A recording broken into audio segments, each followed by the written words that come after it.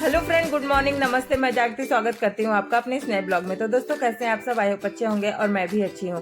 तो फ्रेंड्स, आज का जो ब्लॉग है किचन डीप क्लीनिंग ब्लॉग है। तो सबसे पहले मैंने किचन को खाली किया। जितने भी सामान इधर उधर सब फैले थे मैं सबको हटाती हूँ और किचन को थोड़ा खाली करती हूँ। जब किचन खाली हो जाएगा फिर मैं रैक के सारे सामान को नीचे उतारूंगी। तो अभी जितना मुझे नीचे का खाली किचन करना था मैंने खाली कर दिया, और जो भी ऊपर वाले रैक का सामान था मैं उसे नीचे उतार लेती हूँ। सामान थोड़े ज़्यादा थे, इस टाइम लगा था, तो ये सारे चॉपर, अचार के डब्बे उब्बे सब ऊपर ही रखते हैं। और ये 2 कुकर एक्स्ट्रा है जो यूज़ हम नहीं करते हैं, वो भी ऊपर रखाया था। पर ये ऊपर रखने की वजह से जैसे किचन में ऑयल के भाप, उससे वो थोड़ा ख़राब गंदा हो गया है। तो पहले मैं इसको क्लीन करूँगी। क्लीन करने के बाद नीचे मैं जहाँ पे जो बर्तन यूज नहीं करती हूँ वहाँ पे इसे भी मैं रख दूँगी। फिर ऊपर के स्लैब को मैंने अच्छे से झाड़ू वाड़ू लगा के क्लीन कर दिया है। तो अब नीचे वाले रैक को मैं खाली करती हूँ।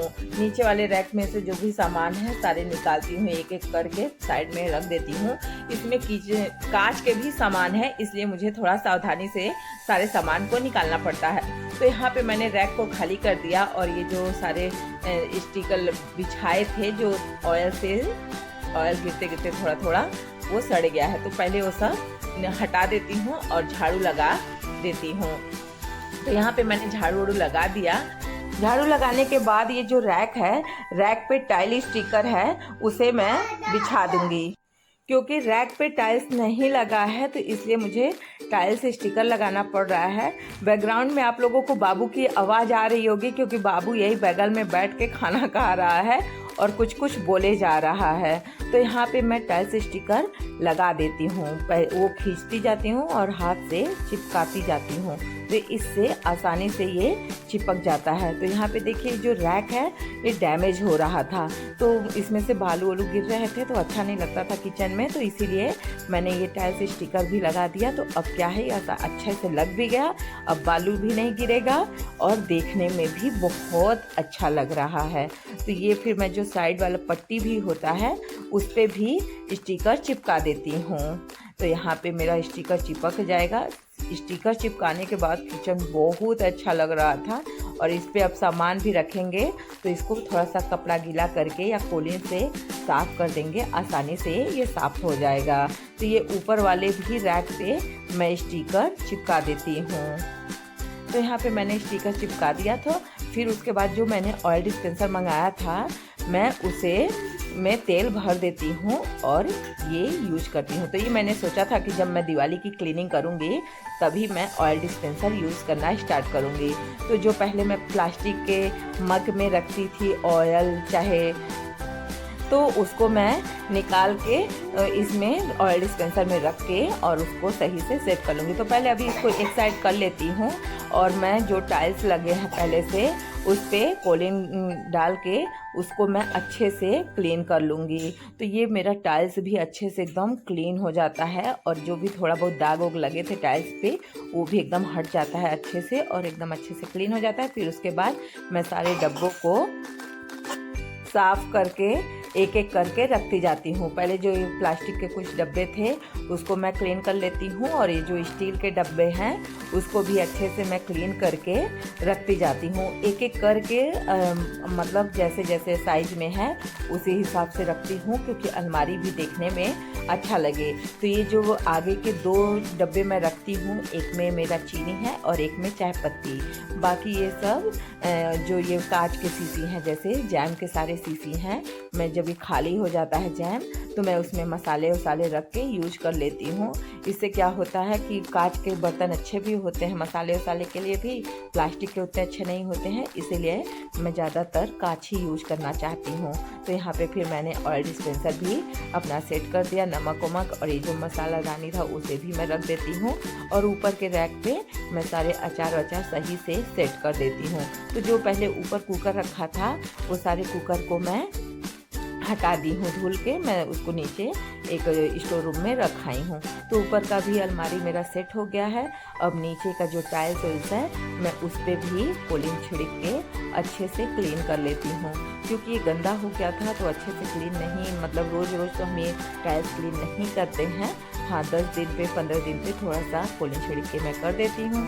ये खिड़की तो मैं रोज़ ही क्लीन कर देती हूँ और यहाँ पे मैं आज पोलिन छिड़क के अच्छे से क्लीन कर देती हूँ। ये रोज़ रोज़ क्लीन करने की वजह से ही ज़्यादा गंदा नहीं था, नहीं तो किचन बहुत ज़्यादा गंदा हो जाता। तो यहाँ पे मैंने अपना खिड़की भी क्लीन कर लिया। खिड़की क्लीन करने के बाद आ जाती हूँ मैं मिक्सी को क्लीन करने। मिक्सी को क्लीन करके फिर काउंटर टॉप को क्लीन करके फिर मैं सही से सारे सामान को सेट कर दूँगी। तो यहाँ पे मेरा मिक्सी भी हो गया है क्लीन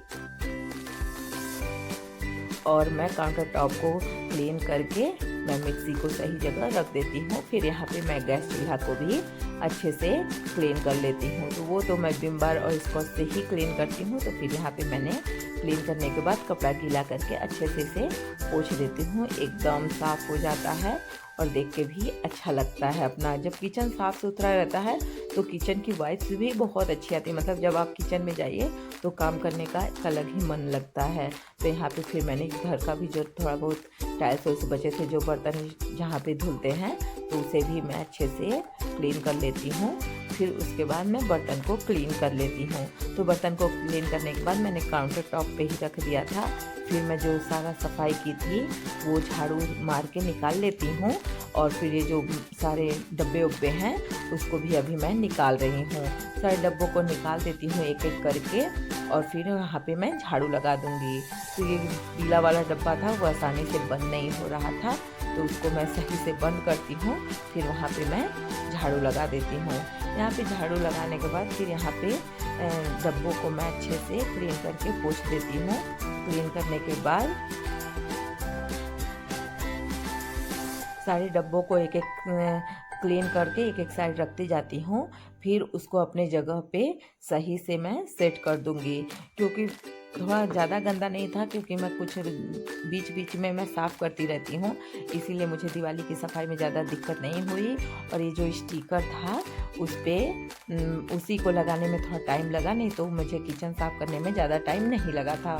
तो यहाँ पे मैंने सारे डब्बों को अच्छे से क्लीन कर दिया है। अब उसके बाद मैं उसको अपने जगह पे जैसे है सारी चीज़ों को अपनी जगह पे सेट कर दूँगी। तो यहाँ पे देखिए एकदम साफ़ हो गया, चमकने लगे मेरे सारे डब्बे। तो यहाँ पे मैं सारे कंटेनर को रखने के बाद जैसे बड़े छोटे करके तो यहाँ पे सारे कंटेनर को मैं सेट कर देती हूँ।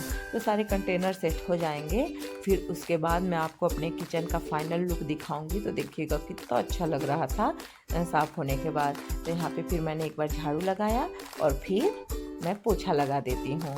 तो पोछा लगा देती हूँ, जो भी थोड़े बहुत दाग लग गए थे सफाई करने में तो उसे मैं हटाती हूँ और साफ़ करती हूँ। तो ये देखिए मेरे किचन का फाइनल लुक। ये जो काउंटर टॉप पे मैंने बर्तन धुला है उसको पानी निकलने के लिए मैंने छोड़ रखा है। तो किचन मेरा एकदम मस्त साफ़ हो गया था, बहुत अच्छा लुक आया था, मुझे बहुत अच्छा। तो फ्रेंड्स आज का ब्लॉग हम यहीं पर खत्म करते हैं। मिलते हैं आपसे अगले नए ब्लॉग में, तब तक के लिए बाय बाय, टेक केयर।